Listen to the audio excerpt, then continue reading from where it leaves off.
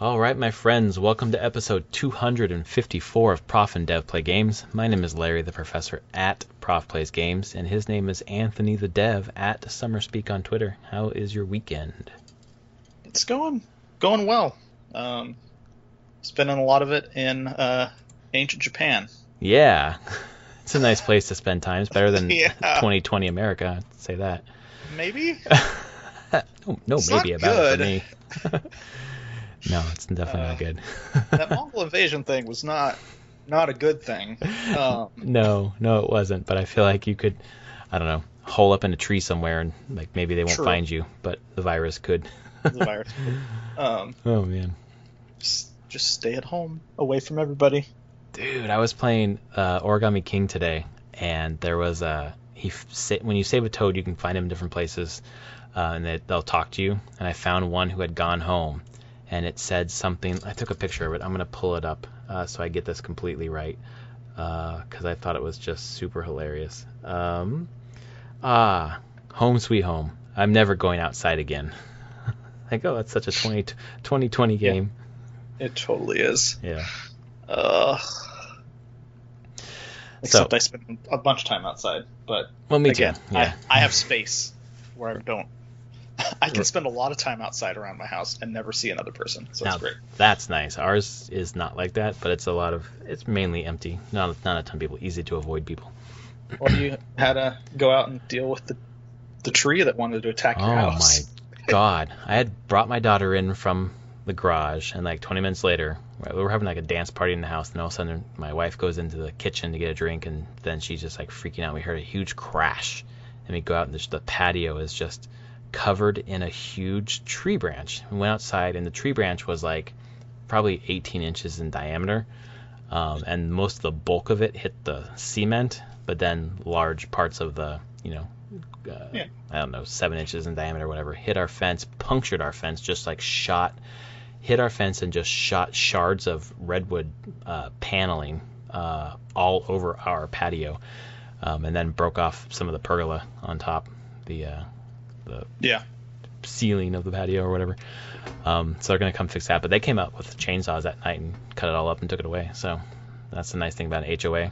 But I'd like them to come out and cut down the eucalyptus trees because, Jesus, it's been happening repeatedly in the last couple of months.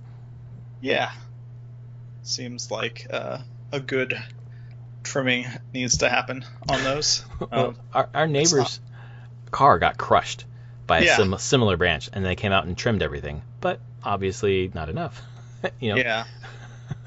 Or they don't know what they're looking for. They're just like, oh, I'll just trim a few small branches. Oh my god. Yeah, no. That could have fucking killed us. So anyway, we're still alive. 2020 has not killed us yet. So it'll keep trying, and we'll keep trying to survive. There you go. So this week we're talking about the state of play for August 2020. PlayStation set expectations super fucking low. They did. They said PS4 and PSVR with a few third-party announcements or, refreshes of announcements from PS5, which is what we got. So do you want to go through each one in turn, or do you want to talk about overall first and then dig in? Yeah, we can do overall a little bit first on... I don't know. I'm kind of getting to my limit of all these events like this happening. Mm-hmm. I'm getting super... I think that is the word is burnout of this. Just like, God, I don't... Can we just get on with this, please? And it's not just Sony, it's Microsoft, it's Nintendo. It's all of the publishers. It's just like, God, you're talking a lot, but saying nothing for the most part. I'm tired of it.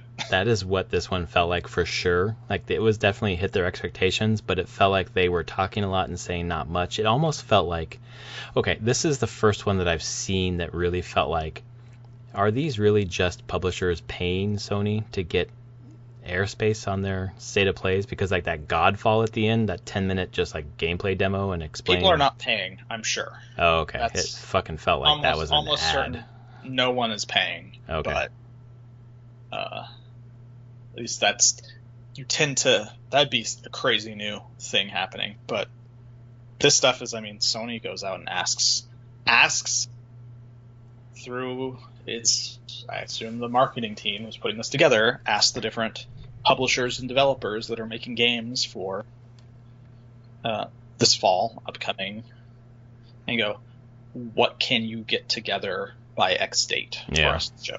And what can you get together, and what quality? And then they make their choices, what they want to lead with and include. Just to end with that Godfall, like the 10-minute kind of just like, here's how the systems all work. It just felt, I skimmed a lot of that, to be honest, because honestly, we could dig into that one, because by the end of that one, I was like, this just kind of looks boring. Yeah.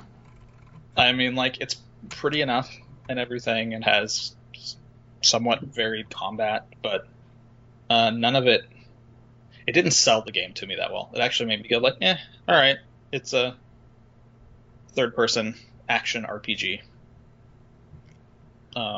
Combat doesn't look dramatically different than other games of its ilk. Yeah. I thought less is more would have really helped there. A little bit, yeah. Done. And that's not really like something to end a conference on anyways. Like, I don't know. I felt like there was something missing at the end that maybe they had planned for. I mean, if they're something. going through, like, interesting thing on, like, because they ended it with some PS5 things, Hood was more interesting to me. Yeah. Just because I was like, okay, we're doing multiplayer Assassin's Creed, basically. Yeah. A little bit For Honor in there, kind of felt like, but I was like, okay, I can get more behind that. It's like, never heard of that game before, and yeah, me neither. Could be a fun competitive thing. Two teams trying to steal different artifacts while avoiding AI and guards and the other team. So, there's at least some interesting aspects to me there. But yeah, Godfall was not how I'd expected them to end it. No, and I kind of to your point about burnout, I just feel like a part of it for me that's me feeling a little frustrated is that I just feel like Sony and Microsoft are playing chicken with the price and the release date for their next consoles. So they're just like trying to fill the void until they put that information out, and it's just like, I don't know. You're like, you want to hear like a really important thing, but this is all kind of like not that. It's just like, okay, whatever. I don't care. Some of the stuff was fine. We can go through it, and talk about it. The first one was Crash 4. Sure, we've seen it before. More. Yeah, this was a bigger Crash. Yeah, bigger. I thought it was a deeper dive into it, and then all the extra stuff they're putting into it. There's a lot of love and care that they're putting into this brand new Crash game, which I've never played Crash, but this one, I mean, I like platformers anyways. This one looks pretty interesting. I thought it was the game of the show for me, to be honest. Crash has always been a different type of platformer. So, well, it's like so many different directions. It goes like towards the screen, 2D, 3D. It seems like it's all in one. Yeah, it does a lot of crazy stuff, and especially that towards the screen has always been the Crash Bandicoot big thing differentiator. I don't know. It's just been a very long time since I played a Crash game. Honestly, since the PS1. Wow, yeah, that is a long time. I played the first 2 Crash Bandicoots, but after that kind of fell off. I think I have the remastered trilogy from Humble Bundle in Steam somewhere. I'm gonna check my library. I think if I do, I should probably go and check that out first. But I was definitely impressed with what I saw. Plus all the modifiers where you can change the, you're almost putting like in a Photoshop filter on your game or whatever. Yeah. But there's some masks to change the physics and things like that. I thought it looked like they gave a fuck and were spending a lot of good time on that game. So. Yeah, no, I agree. It doesn't seem like just a quick cash in. There's actual. Oh, yep, there it is. Insane Trilogy. I certainly do have it. Yeah. Maybe I'll check More that thought out. has gone into this game than just try to spin out another Crash Bandicoot. Right. That was cool. I don't know. Hitman 3 VR is next. I don't know if I'd play that more than just like the curiosity angle. I like Hitman, fine, but playing it in VR, I don't know. It's interesting. That's as far as I got with that. And as the only person with PSVR, I yeah. guess I'm the only one that's have anything to say about it, and that's kind of like, yeah. Well, I'm like, okay, I'm not going to buy VR for it. But, right. What else? We had Braid Anniversary Edition. I was really surprised to see Braid showing up anywhere. Right. It's been a long time. It's been a long time. It's a good game. Yeah. But I also don't feel like it's something that you put in a thing like this, unless you're just filling time. And that's what you can play Braid everywhere. Right. And that's what it felt like, filling time. And when I saw Braid come up, when I realized it was Braid, I was like, okay, this is the type of conference we've got. All right. I mean, yeah, they've made it look nicer and animated and stuff, but still. It looks better, I think. But yeah, it's gonna look better, but it's still Braid. If you played it, I don't see playing it again, or buying it again here. I've never gone back and played Braid after beating it one time was enough. It was good. I was happy to do it, but it's not a game when I'm gonna keep playing over and over again. So, but yeah, you're right. This definitely, that was a point where you're like, oh, this is the type of conference it's going to be, or presentation this is going to be. Right, and the thing that I was thinking about from this point on is, what was it, like a month ago, where Sony dropped those 10 indies on their blog? Yeah. I felt like this could have been that. They could have put all of these into a blog. Or put the indies into this. I don't know. I don't get it. I just feel like they're spinning wheels, or they're wanting to give their folks who are working from home tasks to do. I don't know. Yeah. I don't want to say it's busy work, but it does feel like they're just trying to like make sure something's out. But yeah, like keep their name in the news. But because goddamn, everybody wants to just give a release date and a price. That's what everyone wants. Like you want, which also makes me like, do they actually have a release date and a price at this point? And I'm okay. Everything's coming in so super hot that they're like, shit, we don't actually know what it's going to be in the end, and we're still going back and forth. And that's that's cool with me, because we're in fucking like the end times with COVID here. Like I understand this crazy like in terms of the supply line. We've talked about that for a long time. Just tell us. Like they keep saying holiday, so it seems like they think they have a date and they're just fucking with everybody. But if it is the case, like we just really can't pin anything down because of the supply chain, great. We would all understand. Just say that. And then, the way it is right now with fucking unemployment and people losing their jobs and all this shit, like this is a luxury item that is going to cost a lot of money. So if people really do want it, they need to have time to plan and budget. And I know we all have a soft target in our heads of what it's probably going to be, 500 or more, so you can probably plan for that anyways. But I think disrespectful is the wrong term, but like it's fucking August and people need to know so they can budget. Oh, I totally agree. I'm actually was trying to see like how early I was able to order a PS4 back in the day. Trying to see what year was PS4? 2013? No, 2014, because 13 was Wii U. Nope, that's when there's my placed order for some PS4 games.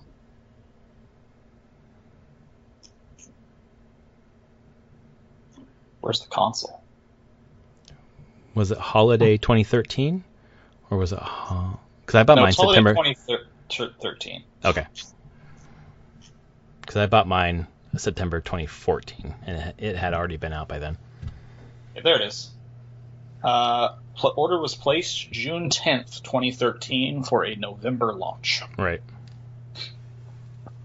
So 5 months time there. And I think that was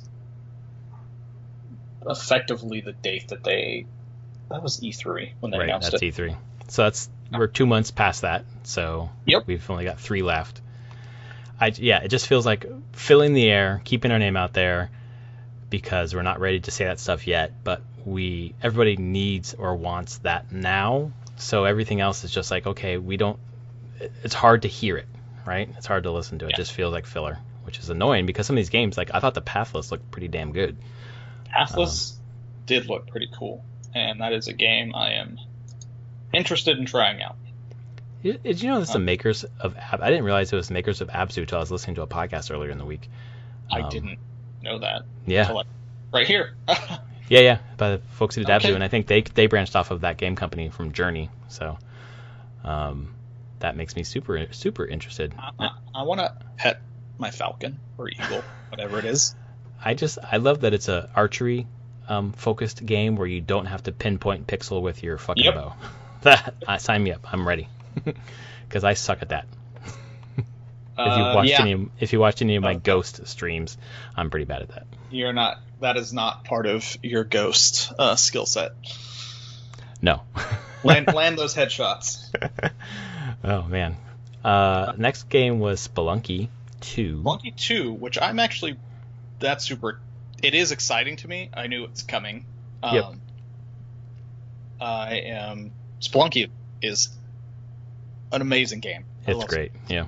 So Spelunky 2 is really cool. We've just known it's coming, and I don't think it's exclusive to PlayStation at all. They haven't said anything about it being available for any other platform so far, but it just feels like them being coy or having like a exclusivity deal for a while. But it would they would have said it's only coming for PC as well. Oh, that's right. Okay, but no other console right now. No other console right now, but so it's probably some timed exclusivity. Mm-hmm. Because this Get that on Switch. Yeah. But it's exciting. Like Spelunky is a really cool game. There's a game you can just spend so much time with and experience so many different things. Oh man, it's great. You can just do the daily run thing. I thought was really smart to bring you back every day. Yep. I was terrible at that game. I only beat the first world kind of thing, but oh god, everyone's terrible at that. Well, that's true. Not everyone is terrible. I've seen some amazing. Most people I know are terrible at that game. Yeah. But you always feel like you can do better. It never feels like a wall where you're like, I guess no matter how much I play this game, I won't get better at it. It's like, no. Right. The more you play it, the more you learn the rules of the game and the systems, and you can start doing crazy things. And so, yeah, all the really good people I've ever seen the play have put an enormous amount of time into learning that game. So, yeah, I was generally excited about that, though. I don't know if I'll get it when it comes out, but I'm sure I'll play it at some point. Yeah, it's kind of the. I think I got it with PS Plus, so it's a game that is on my radar in that way. Like I would probably pay for this game eventually, but not on launch because it's not. Yeah. It's a game I like, but not love, so I can wait on that. Next was Genshin Impact, which the site we have up that has all these listed to make sure remember them calls it Anime Breath of the Wild, and I was like, oh, when I saw it, I was thinking like it's the weeb version of Breath of the Wild. When I was watching it, I didn't get any Breath of the Wild vibes at all, and it looks somewhat like Breath of the Wild. Like there are definitely, as soon as they showed like some of the monsters and stuff, I was like, oh, this has a weird Zelda art style vibe going on. Yeah, like the campfire area, I suppose. Explosions, I just kept focusing on the particles and things like that. Like I'm like, okay, is it exactly Breath of the Wild? No, but they are totally riffing on Breath of the Wild on visuals and. Oh, and the climbing. Yeah, I guess I forgot the climbing. I'm watching the trailer right now. It's just pieces of it. It's not a 1-to-1, but you're like, okay, you were clearly inspired by that look and that game. But holy cow, is it so much more anime. Yeah, it was heavy anime. Yeah. Which is fine. I mean, there's a market for that, I'm curious. of course. This is one I wouldn't probably buy myself right at the moment, but I'd watch for reviews and stuff. Right. People are like, oh, this is a lot of fun. I'd be like, okay. I had never heard of it before this State of Play, so I put it on my radar. Yeah. Slightly. I'm not a super big anime fan, so that just turned me off. Initially, like that doesn't mean I won't try it out if like people are saying this is like the game of the year or like a really 8 or 9 or 10 or something like that. I'd probably give it a look. But I've never heard. Yeah, have you heard of it before this? Nope. Yeah, not at all. So that's on my radar. The next one I thought Oh had boy. I thought it had a really great trailer, and then the shit fell apart. This is the Aeon Must Die from what was the studio? Limestone, I think. Who I don't know. It looks like a fighting game. I'm not sure. It's a brawler. Oh, okay. But then after the trailer went up, the devs went on the YouTube comments were like, "We were fired from this project or something like that," and they basically used our assets. Someone else made the trailer that wasn't us, and the IP was stolen from us or something like that. Yeah. I don't know if you know more about that, but it was fucking. I mean, I didn't look huge amount into it. There's a Dropbox folder that's still publicly available, where basically it was like the chief creative officer, and then 7 other employees had just piled basically the evidence against the current head of Limestone, how he basically stole the company away from the other founder and stopped paying artists and started paying people under the table so he didn't have to pay taxes on it. Jesus. Like, they have a bunch of evidence against all this, and it's like, oh, this is not good. No. And anyway, and then Focus Home Interactive put out a statement being like, we will investigate what's going on here. They're the publisher. I don't expect the thing is, the publisher probably didn't know all this, because I bet they were talking to the dude running this thing, Limestone, now. Always. It's not like Focus is going to have any boots on the ground at Limestone. So they're just getting, hey, you're sending us builds, sending us trailers. Seems like you're fitting your milestones. Thumbs up. So I don't know how long Focus has known about this going on. Right. It surely wasn't after. They might have known, but they've definitely probably been investigating for a bit. Right. I don't know what they would do in this case. It just surely wasn't. They didn't just find out, right? Yeah, I doubt not. No. But I'm curious what the repercussions are going to be on this whole thing. There's a good chance this game never comes out. That's kind of where I think it's probably going to go. Is like we're done. If this is, if you've fired everybody and no one wants to work for you, you're probably not going to put it out anyways. Yeah. But even if you were, like, oof. I mean, it could definitely work to Focus being like, okay, we're cutting our contract and you have to pay us back your upfront payments. Right. Milestone payments. Which is a shame because I think it looks really good, really interesting, but that doesn't really matter. Yeah, if that shit's happening. Probably those 8 people that no longer work there did some good work to make this stuff. Yeah, right.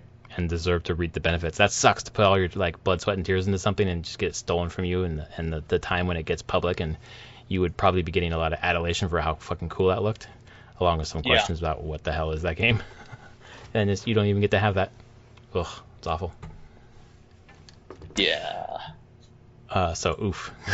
Oof for Sony, that's a black eye in some way. It just says, obviously this is below the level of the people putting this together to know all of that stuff, but like it kind of speaks a little bit to, does Sony really know everything that's going on with the studios that they're kind of having these business relationships with? And they can't know everything, but no, it's super easy to fake all that. Yeah. Especially now in time of COVID, you're not meeting anyone face to face anyways. You're just emailing or whatever and honestly, else. If you're meeting them face to face, you're still probably only meeting the CEO. Yeah. But you might roll through the studio, maybe? Maybe. But right now, there's definitely no chance of that, And then if you're rolling through the studio, how do you know?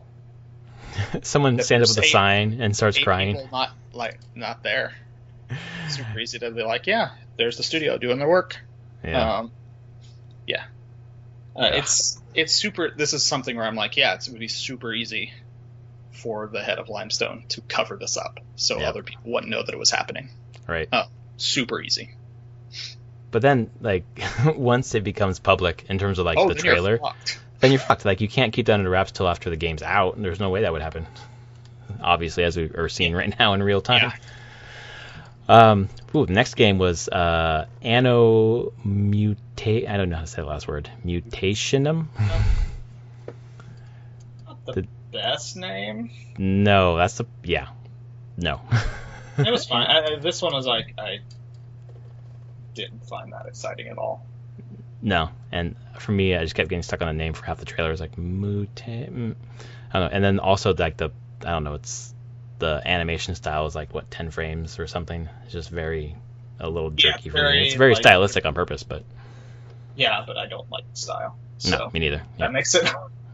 It's cool to be stylistic, but you can be very divisive in style sometimes. Yep. So yeah. Speaking of style, Bug Snacks was next. Oh my god. Fucking Pokemon Bug Snacks. I'm gonna totally play this game now. Oh, absolutely. I'm fucking all Once in they on actually that game. showed what the gameplay was, I was like, yeah, I'm in. Okay, this is gonna be hilarious. And oh man. I mean, this one stole the PS journalism. Yeah, I love that hook. Like, you got to go in there and investigate what's going on, or you get fired or whatever else. Like, give me a story. All right, and that's just like Pokemon Snap / Pokemon / I don't fucking some rebuilding town game rebuilder thing. But you also turn into the bugs, right? You turn into the strawberry. People turn into the bugs. I don't know if the player. Oh, yeah, that's true. Like, based on how that they've now contextualized who the player is in the game, right, and everything they've shown, I'm like, I don't know if the player actually eats the bugs. I think the player just documents people or creatures eating the bugs. Right. It's like a ketchup slingshot. Like, yeah, to solve problems, basically. My daughter's gonna love this. The carrot snake, and then you get all the information about it. Sounds good. So seeing this again, I was like, went to my wife and I was like, watch this trailer. It was the reveal trailer for it, and her face of just like sheer like, what the fuck? What was amazing. I love the different kinds of traps it shows for how to get the bugs. Yeah, it's pretty good, and like the camp building aspect in some way. There's an actual game here. There is. Yeah, it's not just a meme. Yeah, it's still a meme, that's for sure. Oh, it definitely has meme qualities, but it's more than that, you know? Yeah. I think Octodad was like, had a cool mechanic, but didn't really translate into a really great game. So they've improved on that. Yeah, and that goddamn song. Holy shit. Yeah. We're more than a song, guys. You gonna pick up this one? Next one? Bug Snacks? Yes, I am, actually. This one comes out soon. Yeah, Star Wars VR. I think it looks good. I don't like Star Wars that much. It's been but out for Oculus, I think. Oculus, I believe. And people seem to like it. I've heard good things, for sure. I just, every time I see a trailer of it, I think it's something that would be fun to play, even though I don't really care about Star Wars. But, you know, it looks more intriguing to me than Iron Man did. I'll say that at least. Man, Iron Man just kind of came and went. Ooh, it was, yeah. Yeah. I'm sorry for that team. Yeah. But yeah, it was not well received. Next but is the next one well received. Somebody, yeah, okay. You've played Control. Did you finish Control? I have not. I need to go back and finish it. I've enjoyed it, but this made me sit up in my chair. That this expansion 2 Awe is the official Alan Wake expansion, which then puts Alan Wake into the same world as Control, and then Remedy has now come out and said that Max Payne exists in that world as well. Like, this is an all-connected universe that they've been planning for a very long time. That's nice. That's smart. Which then makes me, and they said they have future games planned, which makes me wonder if, like, there is another Max Payne coming that's going to tie into all this. This is just crazy. Like, I just keep hearing about Control. Mind-bending kind of way. Yeah. I just keep hearing about it so much that I probably need to get to it. I have it on PS4. But I have ray tracing ability on my laptop, so Maybe I'm gonna try it there. maybe we'll see. The next one, auto chess. Is this the auto chess, or is this Yes, like? this is the actual auto chess. Okay. I'm pretty sure this is the actual. Originally, well, I'm trying to think here. This got a little weird. Because auto chess originally was in Dota 2. Right. Is this? It was Dota Auto Chess by Drodo.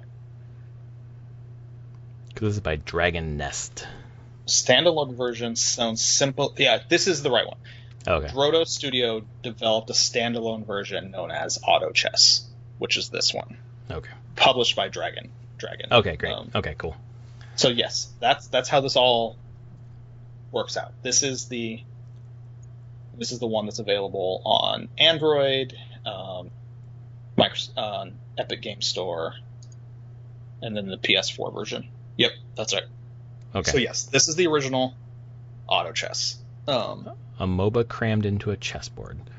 Actually, That's what this thing says. I don't know. that's I've a never played dumb it. So. way. I mean, I've played auto chess. That's not how I would explain these games. It is auto battlers. You draft the units that you want. You lay them out on your. You can call it a chessboard. It's a checkered board. Right. You lay them out. You'll be randomly paired with another person in your pod to battle. You do not control the units in battle. They auto play. So what you have control over is which units you draft and how you lay them out on your.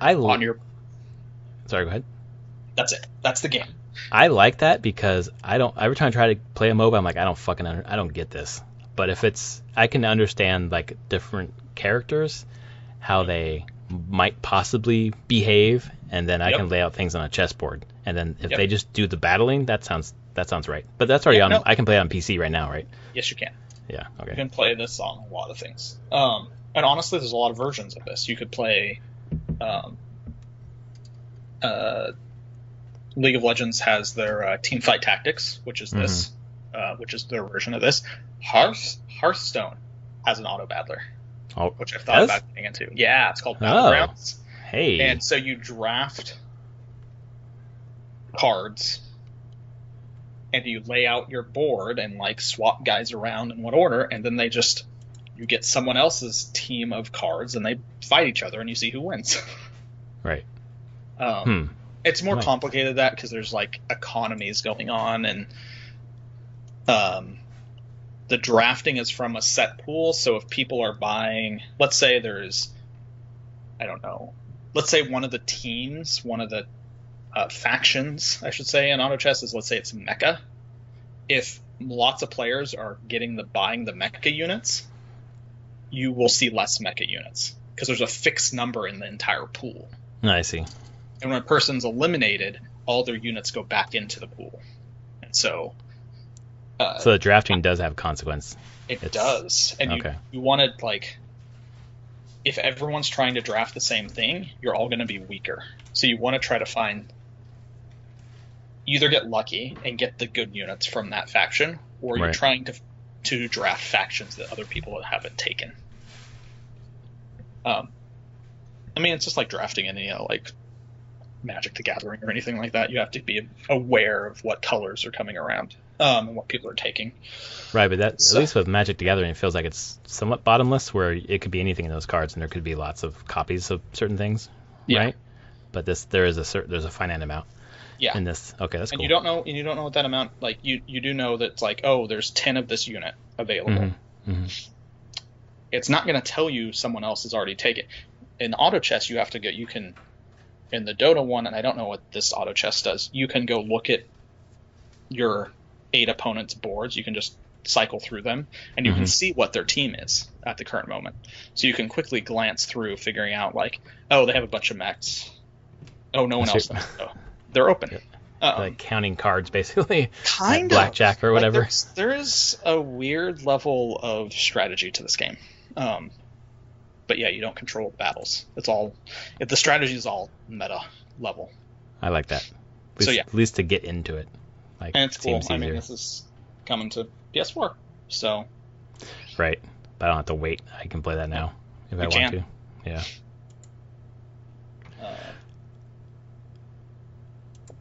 The next one, the pedestrian. platformers always get me. I think this is pretty clever.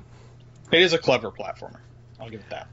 So the idea is that you have these little, almost like whiteboards throughout the world or whatever, and it's like hand-drawn kind of platforming challenges or whatever. But you have to like link them together throughout like a real-world scenario. I'm not sure if the real-world scenario has much impact on it, other than like set dressing, but perhaps it does. But you're like connecting nodes across different like whiteboards, whatever, to have your character walk through. The only thing about that is that I don't see any visual cue where one whiteboard is connected to another. Other than like in the builder, you can see the hand kind of move things and draw the nodes, but then when you're doing the actual platforming, I don't really see how I would know. Nope, you got to remember. Right. So then I don't know if they have a thing where you can like build things for other players to play. But that one piece seemed a little confusing visually. But man, they showed a Game Boy at least twice in this trailer. And I was just super interested in that. Like, it looked like a fucking Nintendo Game Boy. Stripped down just enough so it's not, infringing copyright or whatever. Yeah, this comes out in PS4, I believe. Yeah, it's PS4. In January. I think Seems like it would be a nice little indie thing there. It'll probably play well. Exactly what you said. It's very distinct visually and very like eye-catching immediately, which is great. And the little puzzle solving thing going on there. Yeah, I think we've seen this before. We have at this is like the most we've seen of it. Yes, this is a bigger pull out of what, because before I thought we just saw like the whiteboard mechanic or the node mechanic, but now it's like against like a real world scenario or whatever. I don't know if again how that impacts the gameplay. Hopefully it does, because they put a lot of time into rendering those images. Next was Hood, which we talked briefly about. Like, I thought it looked cool. 4v4 multiplayer. Yeah, I'm actually curious if this is going to cost anything or if it's going to be free to play. I mean, after what happened to Rocket Arena, I feel like a lot of these kind of games, like, they've got to come out free to play, right? I think so. If you want a big enough player base, in a lot of ways. I just feel like you're competing for people's time at this point. So I'm spending my time in my ecosystems. I'm not going to try your game out if it costs money. Honestly, this would be one that you could see that would do game we've been playing, Fall Guys, doing the PS Plus thing with. Yes, exactly. I think you're going to see more games doing that, being like, we need lots of players. How do we do that? Well, we're kind of free, and it gives good incentive. Like, I'm sure Sony likes that because it's a new game that you get with PS Plus. So, I'm curious. I mean, this is world premiere. Who knows when this is actually coming out, though? Right, and what PS Plus is even going to look like then? Yeah, they haven't even announced any dates on this. I think this was PS5, though? Yes, this is PS5. PS5, yes, for sure. Sometime probably next year at earliest. Mm-hmm. So, yeah. Then came Tim, which, I mean, is multiplayer Pokemon. You can play this on the PC right now. It's Pokemon MMO. It is, because the Pokemon company will never make an MMO. Someone else just did it. They just did it, exactly. Be the change you want to see in the world, basically. Right. Yep. Like, they won't fucking do it, we'll do it. It looks just like Pokemon with MMO. It's a fucking Pokemon MMO, for sure. Does this appeal to you in any way? No, not really. Not enough where I probably go out and buy it. I'm curious what it's reviewing on it's looking very positive. Steam right now. It is very positive on recent reviews, and all reviews of 20,000. It's very positive. So, second year anniversary. Wow, it's been out for a while. If my daughter were older, this would be the game that we would jump into. I'd see and that. it would be weird because it's Pokemon. But if my daughter jumped into it, she would know the name Temtem, but not Pokemon. Yeah. No, she would. She would like that for sure. Yeah, I don't even know. I mean, part of me is wondering if this, when it launches on PlayStation, is if it's when it hits like 1.0 and comes out of early access. Right. So it's sometime in 2021. So that would actually make sense if this was like when they end early access, they launch, of course, 1.0 on Steam and then console as well at that time. Oh, published by Humble Games. That's cool. I saw that, yeah. Which owns IGN, or IGN owns it, or Ziff Media owns it. One of the things. They're all something. Yeah. And after Temtem was the Godfall, we talked about that at the beginning. Yeah. It was 10 minutes. It was just felt like an ad, and it was like, this is a weird. I didn't think it was the end, and then there was nothing afterwards, and I was like, I just wasted my last 10 minutes. I didn't need to watch this. I skimmed through it anyway, so whatever. Yeah, I think we've said it all. Like, this just felt like, hey, we got to put stuff out, but nothing really important got said here. Right. And I think, honestly, if I'm starting to feel burnout of these, I can only imagine the public is in general. Of being like, this is getting too much. Like, just give us some price for console, release date for a console, and what the launch lineup looks like. Yes. Get me excited for that now. Right. So I am totally cool with the fact that PS4 is going to be trucking for a while, and these devs that are doing PS4 games only should get space. But boy, it's unfortunate because right now people are just upset that we didn't get the stuff that we really wanted, even though we knew we weren't going to get it. And it just brings down ire on the devs, which all kind of move towards Limestone anyways, which is fine. I have no ill will towards any of these devs. I think a lot of stuff looks good. I think it's more on Sony for just treading water, basically. Yep, totally. Exactly right. It kind of makes me think, I've been listening to a couple, like Jason Schreier on his Triple Click Pod and a couple other podcasts that are almost, I think, convincing me to wait on the PS5 or just any console at launch anyways, just because right now, like, what do I know is actually launching on PS5? Like, is there a game that's like the must-have for me right now? And right now it's no. So I might wait, although I'm just really excited about new tech. But I don't know if there's a reason for me to jump in right now. I haven't seen the reason for me to jump in right now, basically.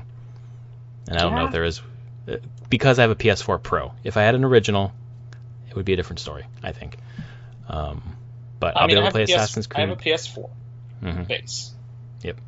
I probably do want a PS5. I have to truly consider how the price is going to be, though, and what the launch titles are. Right. Are there games that I truly like? I must play when this console comes out.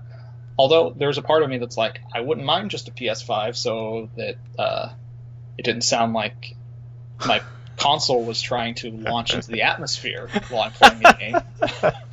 Totally. Like, that's my hope, is the PS5 is much quieter.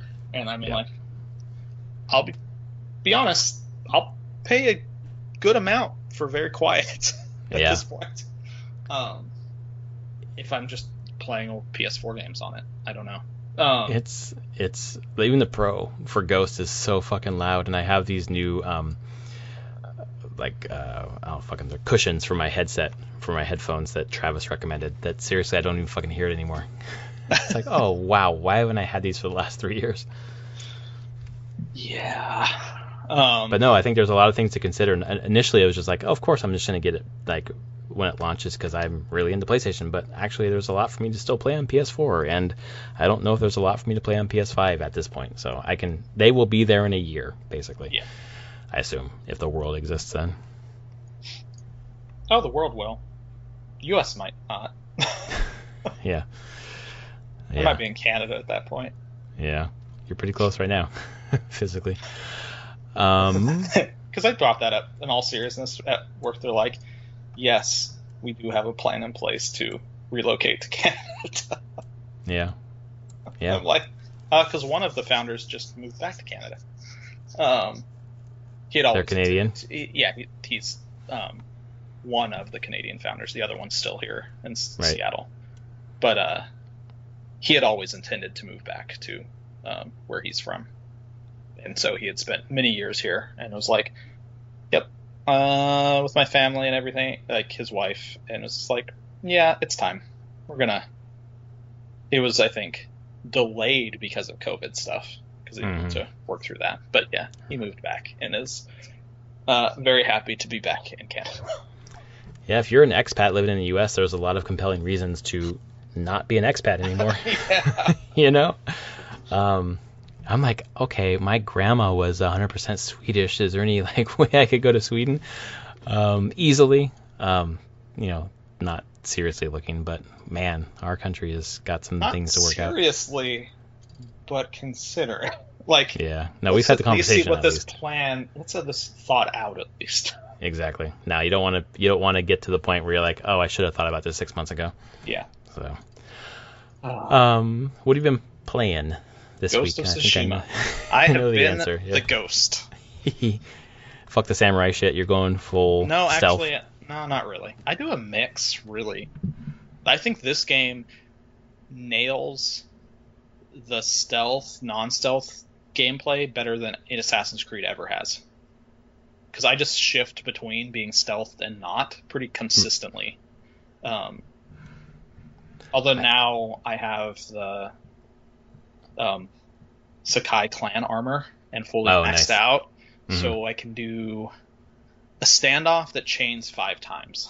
Jesus Christ, that's the armor I'm going for right now. I can just wipe out entire bands of enemies in a standoff.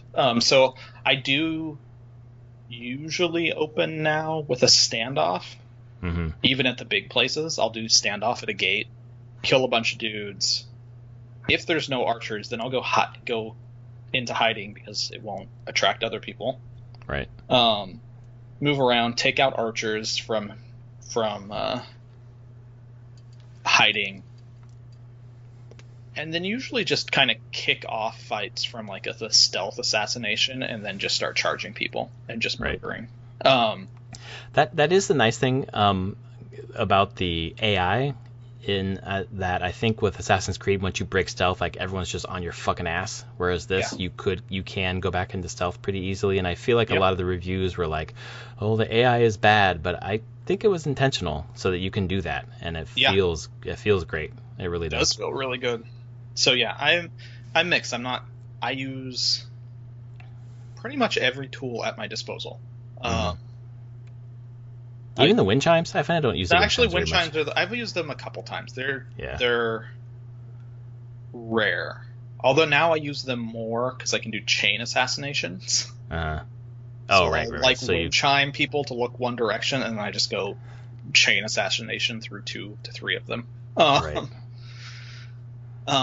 Smoke bombing into chain assassinations is really fun. Oh yeah. There's a lot of synergy between the ghost weapons. There really are. Kunais are just great. Oh my god, they're OP. I maxed those out as early as I could. Max them out. I have the charm that makes ghost weapons do 20% more damage. Yep. I think that's all I need, and those kunai just rip through things now. Yeah, they're dominant. I like the sticky bombs too. Sticky bombs are really good. The actual just lob bombs as well. I max those things out, and I can just be like, "Oh, I have a huge group on me. I'm just running away, and I just lob one of those back." The big nice. Just kill most of them. I mean, this is the thing. Talking about the game, it's really fun. Like it is super fun. Just combat, as you said, all the synergies between all the weapons and all the different points of combat just work really well together. They spent a ton of time clearly making the stuff all work together really well. And yeah, I'm in Act 2. The only main quest in Act 2 I've done was get my clan armor. Nice. That's the only... I just went from like Mongol controlled red spot that I had on the map all the way up to... And of course, as I'm following this path, I'm getting shrines and Inari shrines and the bigger shrines, just stuff along the way. But I'm trying to stay pretty focused, and you can see my line as I go up the map to the Sakai. I did the same thing because Brad and Travis were like, you guys should just mainline to get that in Act 2, but my path took me through the main storyline about the walls of Yakimata or something like that. with Yuna, and I like Yuna, so I was like, okay, I'll do this. So that's where I'm at. Okay. But I'm headed to get the armor tonight after this podcast. Oh my god. Yeah. That was fun to do. I feel like a tiny god. Yeah, I already do right now. Enemies have gotten harder. Okay, that's good. Like I mean, Brad and Travis are right. They get harder again. The Straw Hats are actually a challenge sometimes. Like, or they have to change up what I'm doing with them. And you get people that use like Mongols that use like fire swords and shit like that. And so there's a variety of enemies that has made me adapt my tactics. But I feel like I'm getting those under control now as well. And this does not feel insurmountable anymore. Right. It's like, okay, I got this. Let's just pocket by pocket just eliminate this base. For me, it's like just one step below flow state, where it's I think it could be slightly more challenging to get me in that flow state permanently, but it's real close. It flirts with it, and it just feels, I mean, I've said it a million times, but like it's just like the greatest game. Like some people are experiencing Animal Crossing as a great game for this time, but for me it's this one. It's just so soothing and relaxing, and just like I just feel really competent in this game. After the first few hours where I was learning the shit. And I must say, even the side stuff is really, like, yes, it's an open world game. You're just kind of collecting stuff. But man, the haikus are really cool. Yeah, they are. Like, there's nothing to it. You're just writing a haiku with multiple choice. Right. But it's really cool and really pretty. And very calming in change of pace to the game. And then I really like the not the Inari shrines, the like big shrine platforming puzzles. Those are really interesting. I've done a few that are really cool. They're really complex. Like they're really intricate, and I like that it's testing your platforming, which usually doesn't happen for the rest of the game. You know, it's testing a different skill, and then just like picking out patterns of where you can go. It's good. Yeah, and it's not hard platforming, but it's just, again, it's a change of pace that is a nice counter to all the combat.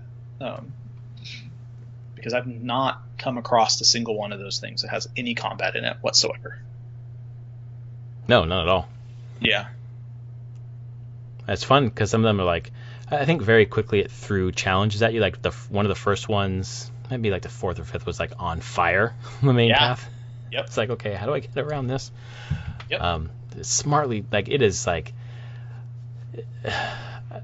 it's not a generic open world, but it is very much like it's a solid open world game that takes everyone's ideas and just refines them in a way that's not like trying to be the most fucking unique thing in the world, but making good stuff great, and then adding layering on a few things that no one else has done, like the lack of UI with the wind, and just how I perceive that. Sometimes I worry about cultural appropriation with like Western studios, or like majority culture or whatever, like kind of appropriating pieces from minority cultures or from other cultures.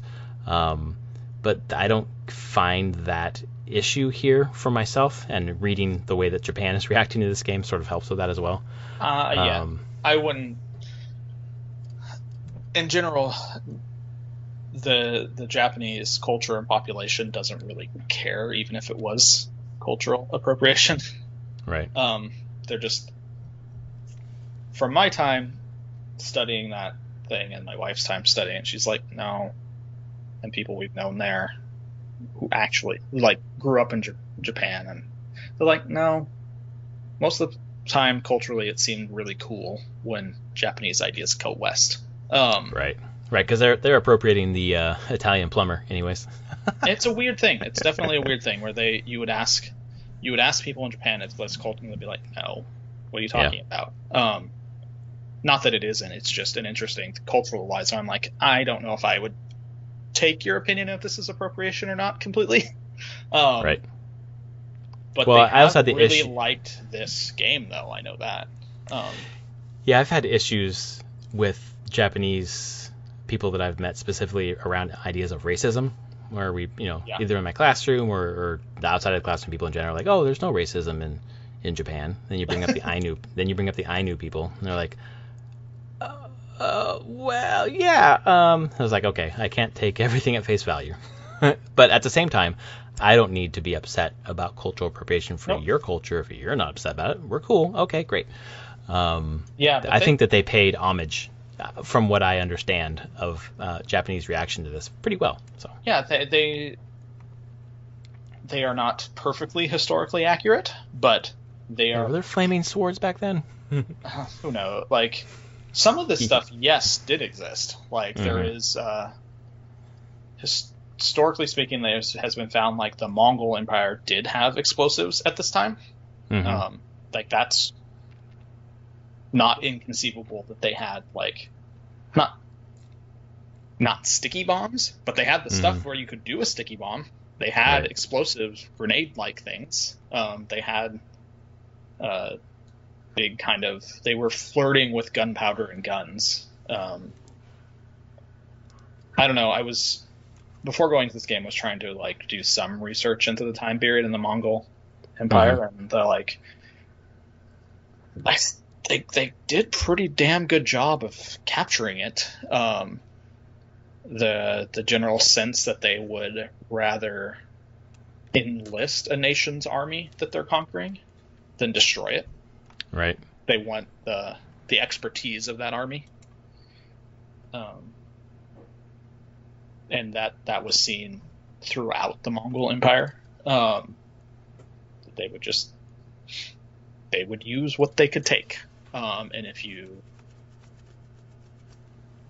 they would, like this game, I guess. Some spoilers here. The Rizu storyline, where he's joining with them, that is totally in line with what they would do as the Mongol Empire. When they would go into a place, they would look for the people that would want to join them. Yeah. And promote those people. Fucker. To entice. I know. There was a Twitter clip of the English voice actor for Jin, who's playing the game, live streaming his playing on Twitch.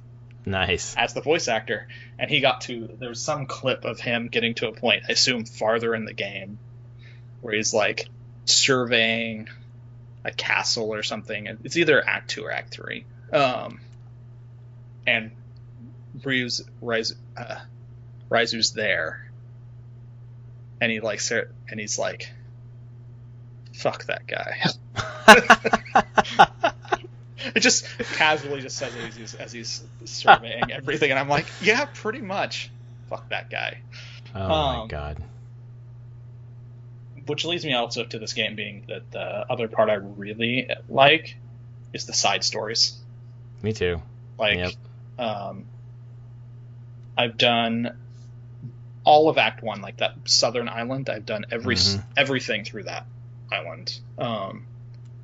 Lady Masako, like, holy shit. I didn't finish hers. Yeah, I finished hers. I'm at step 5 in the next island. I need to go. Okay. I haven't continued any of hers or Ishikawa's or Yuna's. Right. You have the war. I just feel like now. Like, oh yeah, right. Kunio or whatever his name is. Yeah. I like those side stories because they don't feel. It's not like Witcher where it's like all these huge, or at least from what I've seen so far, like really crazy story beats you never expected, but they're just like really lived, breathing characters, and it just brings them. It's fucking great writing. They just feel super real. Like Yuna, I'm fucking in love with Yuna. I want her to survive this game, and I want to do everything with her. She's amazing. And when my uncle's like, "Oh, she just wants to get off the fucking island or whatever," like, yeah, so she's great. The other thing that this game does, when you talk about accuracy wise, is God, it really brings out that thing that there's the fantasy of what the samurai are, and the reality, which is they're knights in a feudal society, and they're Yeah. kind of dicks. Oh God, totally. Or totally can be dicks. Like, Mm-hmm. just because you're a samurai does not mean you're benevolent to the peasants below you or anything. Right. And this game is starting to, like, with the uncle, well, he's Lord Shimura, so you're supposed to have fealty to your lord, but it's starting to show it's like, yeah, doesn't mean they're good people. No. Blah. That guy. Yeah, I know, but it's like, I was impressed that they're doing that, because most modern takes on samurai don't treat that in a realistic way. Yeah, it feels like that. It shows a deeper understanding. Yeah, they want to put them up as like the heroes, the benevolent, the followers of honor and code, and they're still people, and they can still be fucking assholes. Yep. Yeah, no. Ugh. I like Jin. I like Jin's friends. That's who I like. Yeah. Jin's cool character. Definitely caught in between that weird spot now. I like the story about his, like, he knows what he needs to be doing to save the island, but it goes against all the stuff that he's been taught to do. Right. I don't know. It's a cool game. It's fucking medieval Japanese Batman. Kind of, yeah. Feels like that to me. You know, replete with a grappling hook. It's true. Elsewise, we've also been playing Fall Guys this week. I don't know how much you played. Just a couple rounds. Not to, like, do much with it. I like it. I've played probably 50 rounds, and I wanted my wife to watch me play it, and she begrudgingly did that. She does not want to watch me play games. That's not her thing. And she was seriously rolling on the floor laughing, like to the point where she was crying. But just how silly and stupid, like, the things happen. You know, it's a mix of, like, skill and luck, in kind of the best possible way until you get to the team games, which is a design decision by the fucking devs to have team games here, which is fine. But the fact that there's a platinum that you have to get one trophy that is win 5 episodes, which is not like 5 rounds in one episode, it's all 5 in a row, is impossible because you have team games at least once per episode where it's just it feels like a fucking crapshoot, which is fine. That's like you had mentioned. It kind of is a crapshoot. I mean, you had brought the parallel to Mario Party, which totally makes sense. I mean, it is. It is a total crapshoot on the team games. Like, although, have you done the soccer one yet? Yes. Okay, because I mean, the team games show up at different team games depending on how many people are in there. Mm-hmm. So, like, soccer is, I think, needs to be 12 or under. I think. So I think it's 6. There's only two sides. 2 sides, so I think it can be 6v6 max. Right. But the other ones, like, there's the tails, there's the rings, there's the big soccer ball, like, get soccers to the pins, there's the egg one where it's like 3 teams. Basically, your team just needs to be not as better bad. Than the worst team. Yeah, better than the worst. It's not actually like, and maybe you won't be. Maybe you'll be on a complete shit team. But you know what?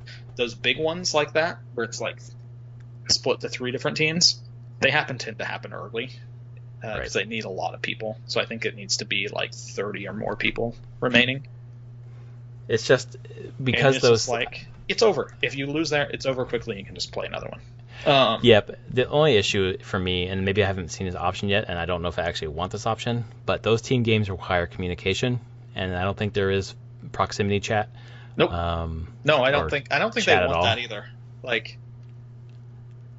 I wish there were more visual communication. Like, okay, that soccer one, for example, like, all right, half of us go and like defend the goal, and half of us try to get the soccer ball into the goal. You know. I haven't got far enough to try that one. Oh, you're talking about a different one then. Okay, this is like it's a the soccer one, the final soccer one, which is effectively 2 teams playing soccer. I think the key thing is like, well, play defense as much as possible for the most part. Like, which would be fine if you can communicate as your team, and you can't. You know. No. You can just stay Even back there yourself and just do it. I mean, just think about the D-pad on Rocket League. Like, you can just quickly say it like something. That would help with the team stuff. And if the devs design team games into this, I just that piece is missing, because a lot of it's like most of it's up to individual. Most of those events. So then you get the team game where it's just like fucking. And some people are just like trying purposely to fuck over your own team just for the laughs, because it is quick to get back into another game. So yeah, I don't see them having communication at all. And it's a very clear design decision of being like, yep, now let's see what happens when we have 30 people split into teams of 10. What do they do? Yeah, right. Good game though. You off. Fun. That's what they do. Definitely, and that's fine. That's like a kind of a fun piss. Like when, again, back to Mario Party. Like when you're playing with friends, like, and you get fucked over by your team, like you're pissed, but you're still having fun. So, and it's a fun game. I probably put an there are hour. Definitely some tricks you can do on the team games to be way more effective, even as one person. Right. Like the soccer, like one of the streamers I play who has won, he's won. Because he always puts a crown on his overlay as he wins. He's won 7 so far. Oh wow! And he's like, the soccer one, he always plays defense for the most part. He doesn't try to run forward, and he just grabs other players. Nice. And just holds them. He's like, "Oh, you're over in my area? I'm just gonna grab you now.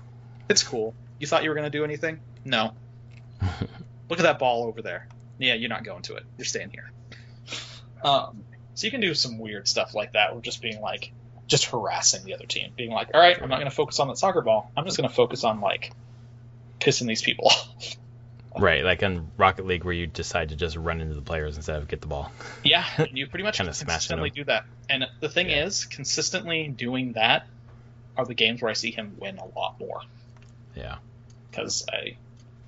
But I can see like the times when he's lost in that soccer game is whenever his team has been very focused on offense only. Mm-hmm. Like no one is saying that. He's like, okay, we're gonna lose. Right. Yeah, basically. He's like, all right. And if you could just shout defense, you get your team to rally around that, but you're just relying on 6 fucking strangers to realize what they need to be doing. Yeah, and they don't know what they're gonna do. It's fine. It's fine. It's the nice start the night off, finish the night off before and after Ghost. Sorry, go ahead. What else have you been playing? Yeah, I haven't played anything else. For me, Origami King, with my daughter, and not just with my daughter now, by myself, because she doesn't want to do some of the exploration or the, you kind of like I want 100% areas and find all the toads and fill in all the holes and see what around some of these corners where she's very much like wanting to get on to the next place and kind of follow the main story.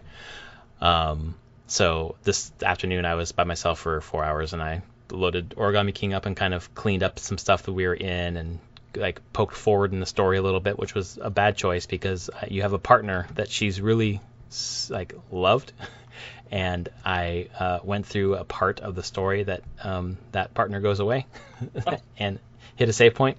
So when my daughter sees that again in 2 days, she'll say, "Where's Bobby the Bomb? He's not here. What happened to him?" Oh, you're screwed. Enjoy. I am very screwed. This game is honest. I've spent most of my year playing old games and finishing old games, given the time that we have to do that.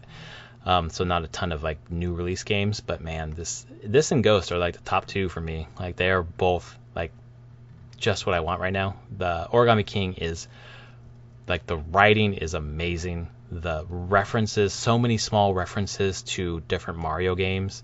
There was one part in like this open plain area. There's a toad playing golf, and the pole where the hole is looks like a flagpole from Mario. And so I was just smacking around the ground with my hammer, and then all of a sudden the bricks pop up in front of the flagpole, so it looks like the end of a level in Mario 1 or Mario 3 or whatever, or Yeah, Mario 1. Yeah, Mario 1, and then like some of the Wii U Mario and whatever else, so they had brought that back. But anyways, so you jump up and you grab the flagpole and it goes down, does like the whole Mario thing, and then it shoots fireworks, and those fireworks are actually toads that burst out of the fireworks and are thankful for being freed from the fireworks. So it's nods to that, and there's like a level later where you're trying to get into a tower, so you're like spinning around the outside. You're running around the outside, so it's just constant you're seeing the outside of the tower, and the outside of the tower is brick from Mario 1 with the green bushes from Mario 1. And you're jumping with your Paper Mario, but it's referencing that. And it's like, stuff like that is really cool. There was like, obviously my daughter didn't get this, and when I told my wife later, she didn't get it. But it took me aback, and I didn't know quite how to react to this, and I still don't. But in Paper Mario Origami King, you beat the first major boss, which is colored pencils. It's a metal tin of colored pencils, and you're having a boss battle with them. And I'll explain how that works in a minute. But he's an artist, and as you're climbing up the tower to get to him, there's like hand-drawn art of like question mark boxes and the main enemy, King Ollie, and toads and whatever else. Like really great hand-drawn art. Beat him, and then Olivia, who is your guide basically, pops out every now and then, says, "Man, those colored pencils were such a bad guy, but he was such a great artist. I'm really conflicted on how I feel about that." And it was written, I just paraphrased it in a way that maybe didn't make it clear what they were referencing, but I don't know if you got who they're referencing there. No. It's a fucking Hitler reference. What? in this Mario game. I swear to Christ. Because, the whole thing about him being an artist, but then a really bad guy. Okay. I swear to God, that was a Hitler reference. And I was just like, maybe I'm wrong, but I think that was a Hitler reference, because there's just a ton of really low-key writing like that. Not referencing like mass murderers and fucking evil people, but I was like, are they talking about Hitler here? It's just like, what the fuck is happening? It is possible. I'm gonna have to do some investigating to see if other people picked up on that in the same way. But there's just tons of really clever writing that's just like sets you a little bit askew. Nice. And it's so wholesome. It's like perfect for my daughter, because like we're fighting colored pencils, right? Like it's perfect for her age, it's E for everyone. So there's no like, with Baby Link, the Wind Waker game, she wants to like model the battling and like get a sword and battle or whatever. We don't want that. But this, she's like, oh, can I get a colored pencil and color on Mario's face? Like, cool, yeah, fucking go for it. That's great. Do it. Yeah. As opposed to her cousin, who I was playing with my brother last night, playing Gears of War 4, which is like gruesome and bloody, and this 4-year-old just sitting there watching the whole thing. And she was like, oh, is your daughter there? And I was like, no, this is much too violent. Like, even Legend of Zelda is too violent. He's like, oh, okay, that's weird. It's like, dude, what the? Wow, no. I cannot let my 3-year-old daughter watch Gears of War 4. Yeah. I mean, I have my son, who is 10, being like, I'm playing Ghost of Tsushima, and he's like, can I watch it? I'm like, no. You're Right? getting close to, I think, understanding some of the stuff and being okay, but no. Let's hold off. We saw it with our daughter with the Wind Waker. It was innocent enough, but like with Paper Mario, it's like you stomp on things or you use your hammer, and you're fighting colored pencils or a turtle, like or a tape dispenser. Like it's so, like the story is so rich, and she is so invested. Like her favorite character now is Chef Toad. She's talking about Chef Toad and making up all these stories about Chef Toad. And I went in tonight after bedtime when she was screaming for some god awful reason. I was like, yo, we don't scream after bed. You know the rules. And I said her name, and she's like, that's not my name. I'm Chef Toad. I was like, no, right now you're my 3-year-old daughter. And I said her name again. I said, you're not Chef Toad. You are screaming. And she's like, no, I'm Chef Toad. I was like, oh my God, what do you need? I just want a hug. Okay. Chef Toad, here's your hug. Good night. It's doing exactly what Wind Waker did in terms of story. Like it's well paced in terms of here's something interesting, it resolves, and there's a new question. And I'm like, what's that? What's gonna happen? I can't wait to see what happens with Bobby the Bomb. Well, sorry, dear daughter. This is not the first time I'm going to disappoint you in life. Yeah, exactly. And then other than that, I played some Hyrule Warriors today, some Smash Brothers, just a bunch of different hour sessions with different games on my Switch. Just having fun. You think Not about much to report. Hyrule Warriors, and it made me remember that there is an actual sequel to Persona 5. Oh God, Scramble? Yeah, it's a direct sequel to Persona 5. Really? And it's not out in the States yet. God damn it, they haven't announced when or if it's coming. There's only rumors due to financial talk. Right. That it probably is going to come out because there's some finances from Sega and Atlas saying that they have some games for Western release.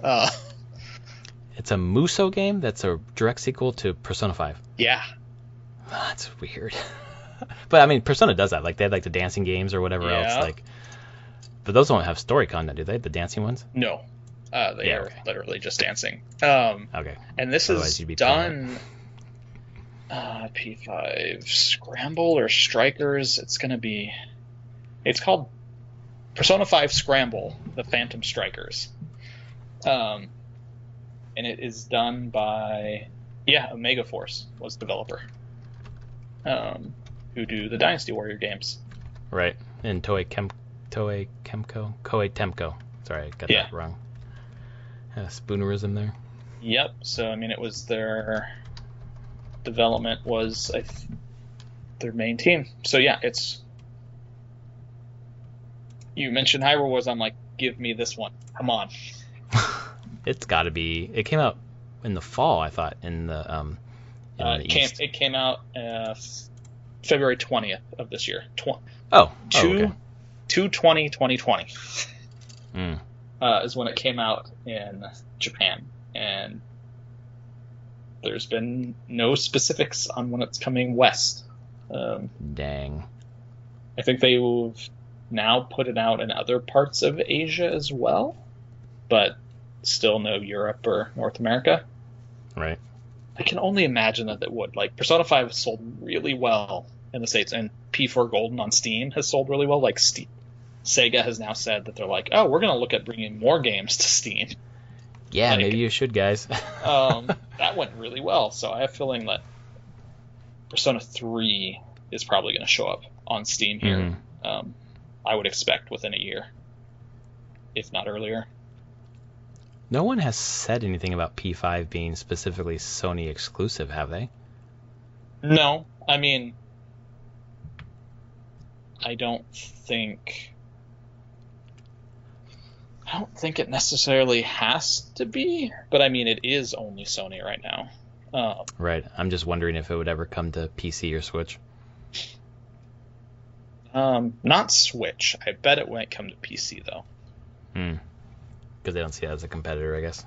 Yeah, it's the way Sony would be doing that. Horizon or whatever, yeah. But the Phantom Strikers one is on the Switch. Oh, in Japan right now. It came out. It was PlayStation 4 and Switch was the Muso. That's bizarre. So, yeah.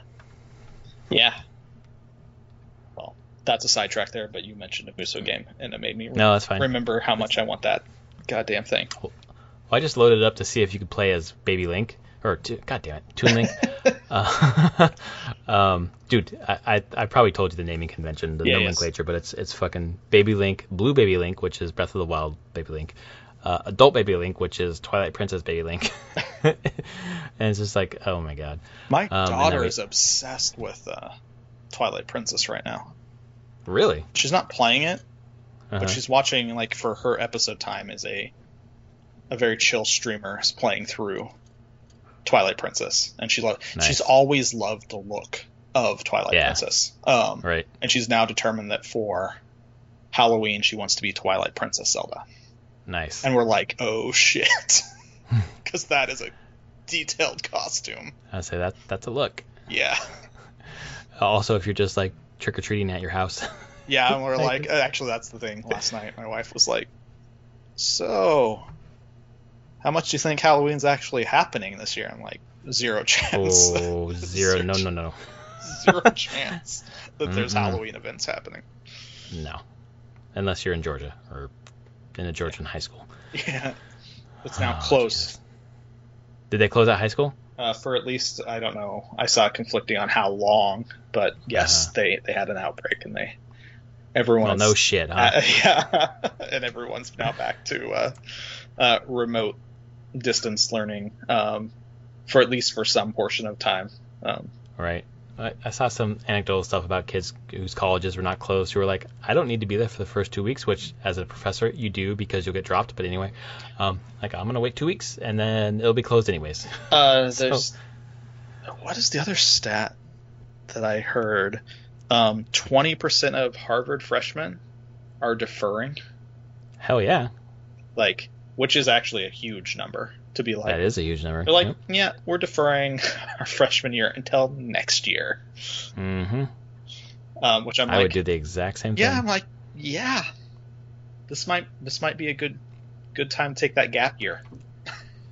Either take the gap year or take your GE at a community college where it costs $46 a unit. Yeah, just be like, okay, we'll chill for a bit on this. I'll come in as a super freshman, you know? Yeah, because,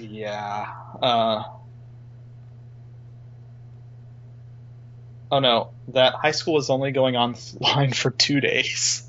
Oh, good fucking Christ. If you live at that, if you go to that high school, just listen to me. Don't go, like, get suspended, take a photo, and then don't come back. Like, your life is worth more than whatever you're going to learn in that week. Because 2 days before they fully close up. 2 days, yeah. Dude, this is what happens when you don't listen to scientists. For fuck's sake.